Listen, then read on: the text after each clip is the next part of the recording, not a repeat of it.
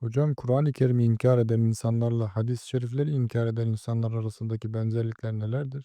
Bismillah, velhamdülillah, ve salatu ve selamu ala Resulillah. Allah Teala'nın ayetlerini inkar eden insanlarla, hadis-i şerifleri inkar eden insanlar arasında çok temel benzerlikler görüyoruz. Kur'an-ı Kerim'i inkar eden insanlarda gördüğümüz, özellikle saha tecrübelerimizin gösterdiği şu: insanlar özgür olmak istiyorlar. Hayatlarına müdahale edilsin istemiyorlar. Bu anlamda İslam'ın kendilerine getireceği, hayatlarına yapacağı müdahaleleri istemiyorlar. Bu sebeple İslam'ı kabul etmiyorlar. Özellikle son konuştuğum gençlerde gördüğüm şey bu. Bir tanesiyle hatta bayağı bir uzun süre konuştuk. Daha sonra yani senin inanmana engel olan nedir? İnanmama sebebin nedir? Açık konuş dediğimde, yani ben sınırlanmak istemiyorum. İstediğim her şeyi yapmak istiyorum.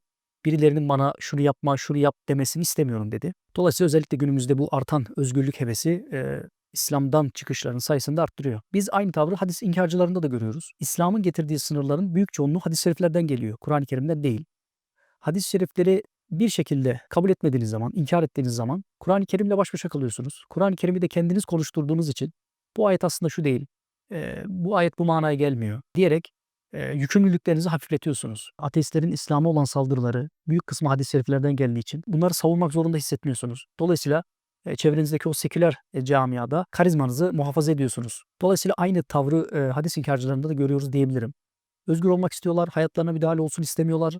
Toplum baskısından kurtulmak istiyorlar ve bu noktada seçimleri, hadisleri inkar ederek Kur'an-ı Kerim'i kabul edip Müslüman kalmak, Müslüman kalmaya çalışmak. Dolayısıyla bu birinci benzerlik diyebiliriz. İkinci benzerlik şu: bu karardan sonra bunun bir öteki adımı bunların doğru olmadığını ispatlamaya çalışmak. Yani ayetleri kabul etmiyorsunuz çünkü hayatınıza müdahale edilsin istemiyorsunuz.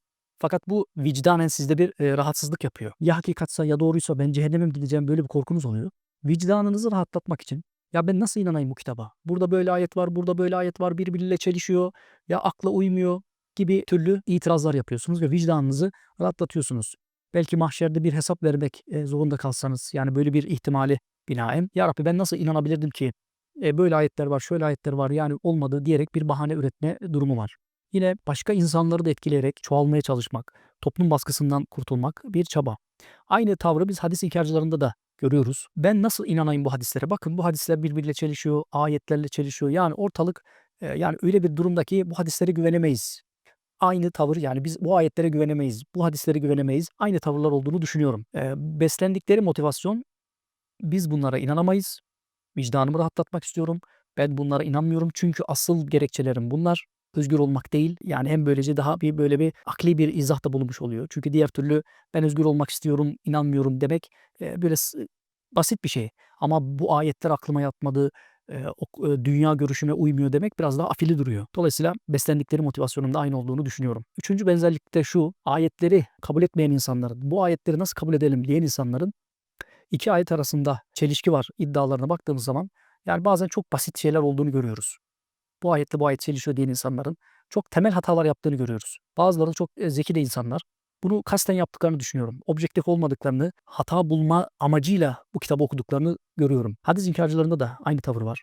Yani Caner Taslaman gibi önde gelen çok insanlarda Kur'an-ı Kerim'i müdafaa ederken o gösterdikleri tırnak içinde eforu hadis-i şerifleri müdafaa etmek için hiç göstermiyorlar. Bilakis aynı gayreti hadisleri reddetmek için yapıyorlar.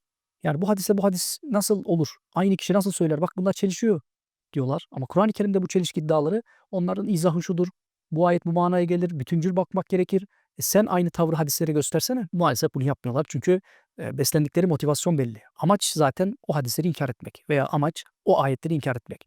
Dolayısıyla aklına yatan, hoşuna giden bir şey görse bile onu halının altına süpürüyorlar. Dolayısıyla bu üç temel benzerlikten bahsedebiliriz. Son olarak Allah Teala bu iki sapkın anlayıştan da bizleri muhafaza eylesin. Şu 30-40 yıllık dünya hayatımızda eğleneceğiz, mutlu olacağız diyerek ahiretimizi, sonsuz ahiretimizi heba etmeyelim. Velhamdülillahi Rabbil alemin.